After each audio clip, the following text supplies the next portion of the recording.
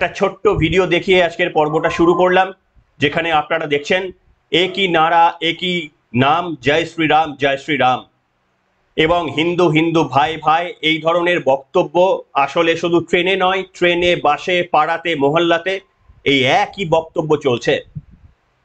এবং পাকিস্তানি ইসলামিক সন্ত্রাসবাদীরা তারা গোটা ভারতবর্ষের হিন্দুদের একবদ্ধ করতে পেরেছে, যে কাজটা দীর্ঘদিন ধরে অনেকেই করতে পারছিল না। পেহেলগামের এই আক্রমণের পর অন্তত যারা প্রকৃত হিন্দু, যারা সেকুলার হিন্দু, তাদের কথা আমি বলছি না, তাদের ডিএনএ আলাদা, কিন্তু যারা প্রকৃত হিন্দু, যারা ভারত মাতার সন্তান, তারা আজকে ঐক্যবদ্ধ হতে শুরু করেছে এই সন্ত্রাসবাদীদের বিরুদ্ধে।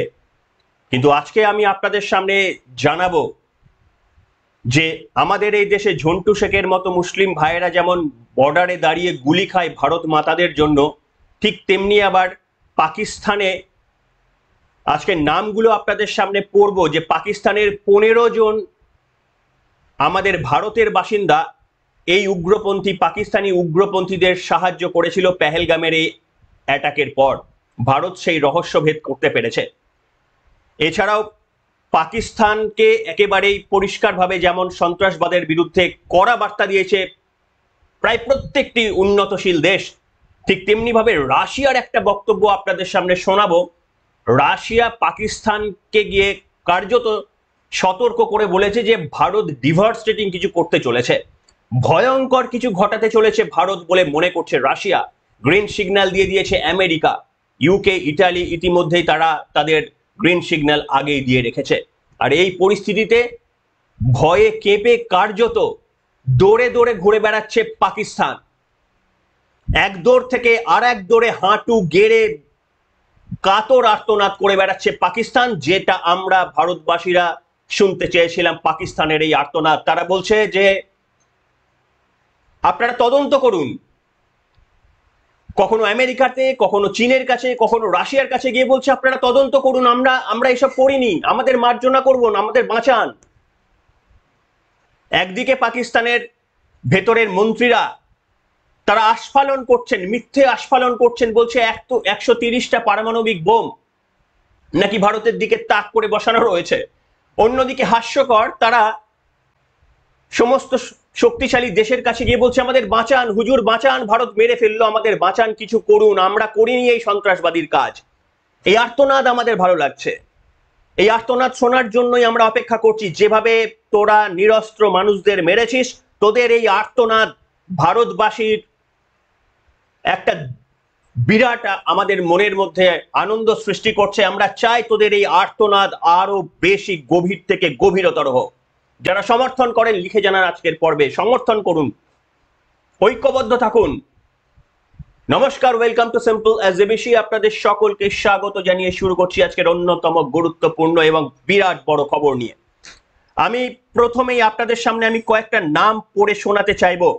সেই নামগুলোর দিকে আপনারা একটু খেয়াল করলেই বুঝতে পারবেন যে এই ঘটনার জন্য শুধুমাত্রই পাকিস্তান নয়, আমাদের এই দেশে পাকিস্তান মনোভাবপন্থী, পাকিস্তান কোনো দেশ নয়, পাকিস্তান একটা মতবাদ।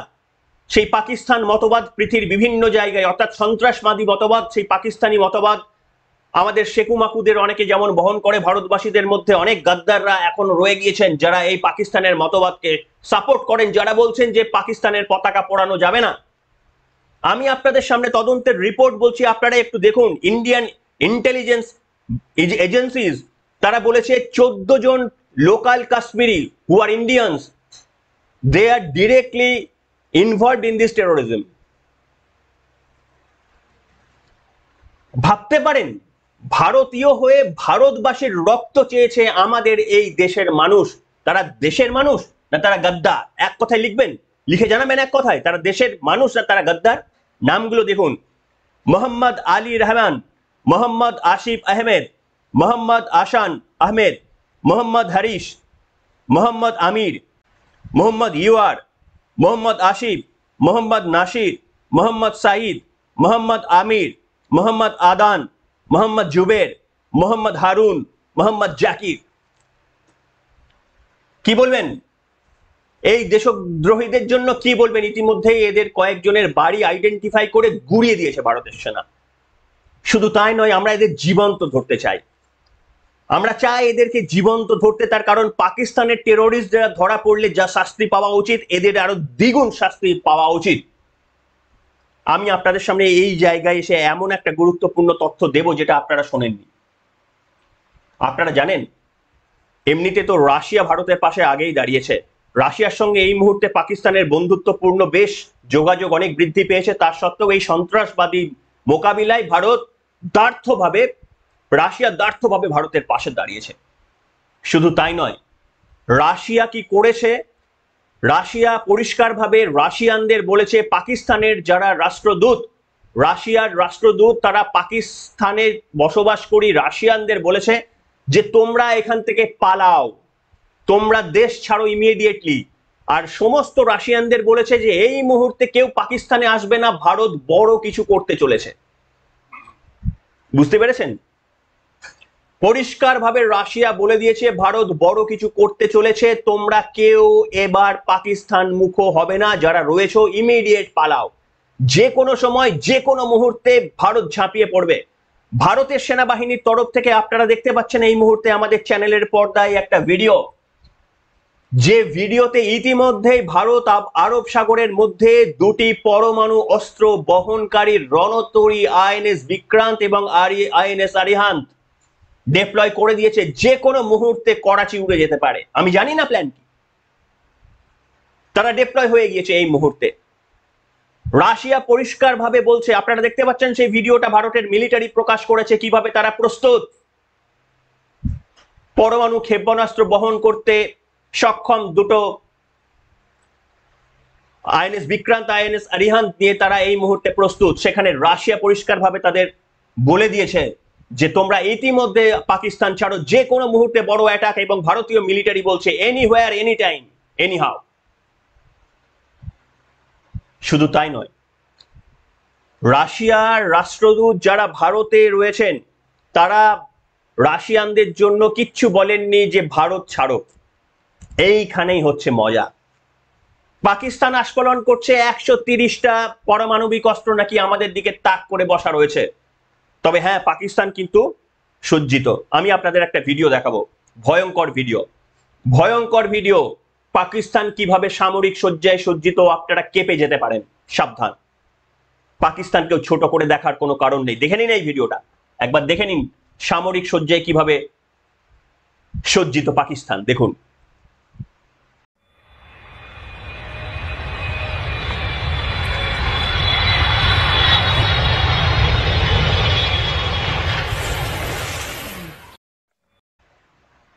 দেখলেন, এই হচ্ছে পাকিস্তান। এরা ফেসবুক টুইটারে এরা বেঁচে থাকে। 130টার মধ্যে 130টা যদি আপনি টেস্ট করেন তার মধ্যে অন্তত 100টা নিজেদের ঘরে গিয়ে পড়বে, 30টার মধ্যে অন্তত 28টা সেগুলো ফাটবে না, আর দুটো যদিও ফাটে সেটা এমন একটা জায়গায় পড়বে সেখানে, বা এমন একটা জায়গায় তারা পড়বে সেখানে একটা পিঁপড়েও মারা যাবে না। এই হচ্ছে পাকিস্তানের ফৌজ। আপনাদের সামনে দেখিয়েছিলাম পাকিস্তানে যখন সেনাবাহিনী মহড়া দিচ্ছে তখন তাদের সমস্ত যে যুদ্ধজাহী বাহনগুলো রয়েছে সেগুলো আটকে গিয়েছে, যে ট্যাঙ্কগুলো রয়েছে সেই ট্যাঙ্কগুলো খারাপ হয়ে গিয়েছে মাঝ রাস্তায়, সেগুলো আর কাজ করছে না। জং ধরা অস্ত্র নিয়ে তারা ভারতের সঙ্গে, তবে ভিডিও দেখালাম, সাবধান, যে কোনো মুহূর্তে হামলা চালিয়ে দেবে এরা। এই হচ্ছে পাকিস্তান। যে কথা বলছিলাম, রাশিয়া কি বলেছে, রাশিয়া কোনো সতর্কবার্তা জারি করেননি রাশিয়াদের জন্য যে তোমরা ভারত ছেড়ে যাও, তার কারণ ভারতেও হামলা হতে পারে। কোনো সতর্কবার্তা জারি করেনি, তার কারণ Russia is completely well known. If there is a comparison between India and Pakistan, how much strength the Indian military have, they all know. তার কারণ গ্লোবাল ফায়ার পাওয়ার ইন্ডেক্স তারা জানিয়ে দিয়েছে ভারত কতটা শক্তিশালী। এই মুহূর্তে চতুর্থ শক্তিশালী গোটা বিশ্বের মধ্যে ভারত। তাই রাশিয়া কোনো অ্যাডভাইজারি জারি করেনি ভারত থেকে রাশিয়াদের পালানোর জন্য বা ভারতে না আসার জন্য, কিন্তু তারা বলেছে পাকিস্তানে যাবে না, যে কোনো মুহূর্তে ভারত অ্যাটাক করবে। বুঝতে পারছেন কি হতে চলেছে? এরপরেও আপনাদের সামনে আমি আর একটা মজার জিনিস দেখাবো, যারা এখনো দেখছেন, আশা করি অনেকে দেখছেন। টমি ব্রুস, ইতিমধ্যেই আপনাদের আমি বলেছিলাম তুলসী গাবার্ড থেকে ডোনাল্ড ট্রাম্প পরিষ্কারভাবে গ্রিন সিগন্যাল দিয়ে দিয়েছে যে do whatever you want. আমাদের তরফ থেকে গ্রিন সিগন্যাল রয়েছে, কোনো ব্যাপার না, যা ইচ্ছা করে নাও এই পাকিস্তানকে, এই সন্ত্রাসবাদী যারা গোটা পৃথিবীর জন্য একটা আস্থা কূট ছাড়া আর কিছু না। সেখানে টমি ব্রুস বিদেশ মন্ত্রীর মুখপাত্র কি বলেছে জানেন? আমি দেখাবো। যখন ইউএস এর হোয়াইট হাউসের মধ্যে প্রেস ব্রিফিং হচ্ছিল, ইউএস এর হোয়াইট হাউসের মধ্যে যখন প্রেস ব্রিফিং হচ্ছিল, তখন পাকিস্তানের একজন জার্নালিস্ট হঠাৎ করে প্রশ্ন করতে বসেন যে ভারত এই রকমের আক্রমণের কথা বলছে, পিওকে কে দখল করার কথা বলছে, এই সম্পর্কে প্রশ্ন থামিয়ে দেন টমি ব্রুস। তিনি সাংবাদিক সম্মেলন করছিলেন প্রশ্নের উত্তর দেওয়ার জন্যই, সেটাই তার কাজ। বিদেশ নীতির মুখপাত্র তিনি বক্তব্য রাখেন, তিনি পাকিস্তানের জার্নালিস্টের এই প্রশ্ন শুনে বলেন, চুপ, আমরা যা বলার বলে দিয়েছি, এর বাইরে কোনো কথা বলবো না, আমাদের যা বক্তব্য আমরা পরিষ্কারভাবে এর আগে জানিয়ে দিয়েছি। পাকিস্তানের সাংবাদিককে থামিয়ে দেন। আর এই ঘটনার পর পাকিস্তানের রক্তচাপ বেড়ে গেছে। আমি দেখাবো এই ভিডিওটা, যেখানে পাকিস্তানের সাংবাদিক প্রশ্ন করার সময় কিভাবে টমি ব্রুস তার মাঝপথে তার প্রশ্ন থামিয়ে দিয়েছেন, অথচ আর দ্বিতীয় কোনো সাংবাদিকের প্রশ্ন তিনি থামাননি, সকলের প্রশ্নের উত্তর দিয়েছেন except Pakistan. Just watch and enjoy. President Trump offered to mediate between India and Pakistan on the issue of Indian occupied Kashmir. I know you just said that this administration has no position on Kashmir right now, but there too much tension. I'm not going to be remarking, sir. As I mentioned, I appreciate this, and perhaps we'll come back to you with another subject. I will say nothing more on that situation. The President and the Secretary have said things, as have the Deputy Secretary. They've made their positions clear. I will not continue.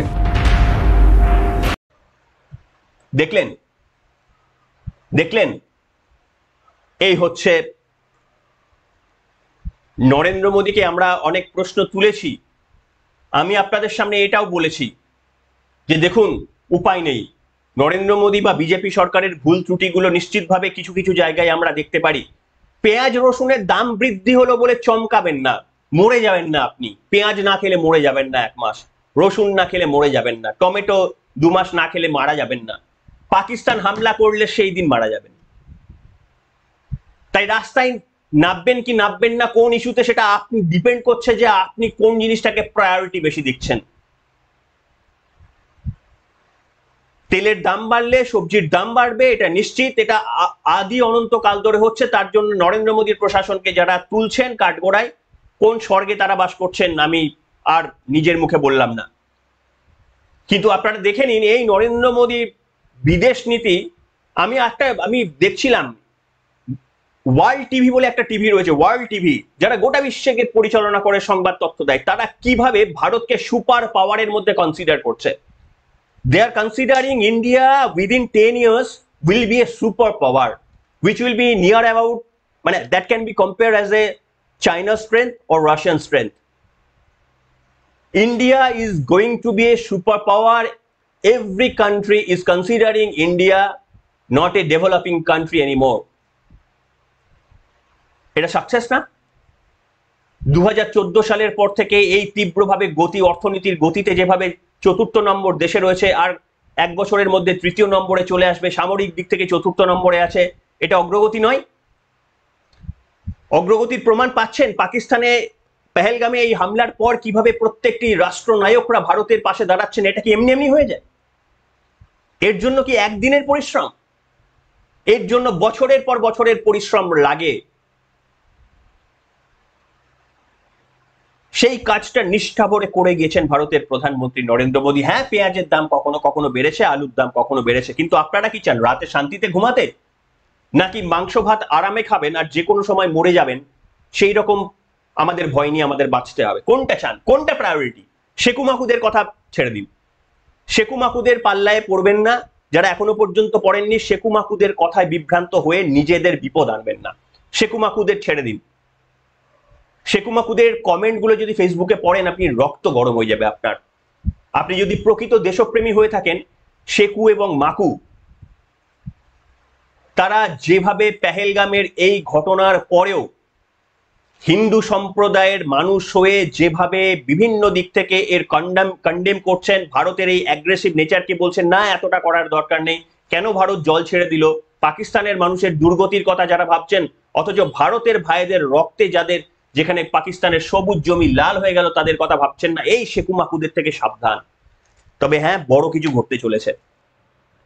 চান বড় কিছু চান, তাহলে ভারতবর্ষের পাশে থাকুন, নরেন্দ্র মোদীর এই মুহূর্তে পাশে থাকুন, সবাই মিলে পাশে থাকুন, আমাদের আওয়াজগুলোকে পৌঁছে দিন, যাতে ইভিল আওয়াজগুলোকে স্বর তাদের চাপা পড়ে যায়। তার কারণ ইভিল আওয়াজগুলো তারা উচ্চই স্বরে চেষ্টা করছে তাদের চিৎকার, সেই ইভিল আওয়াজগুলোকে, সেইগুলোকে আমাদের দমাতে হবে।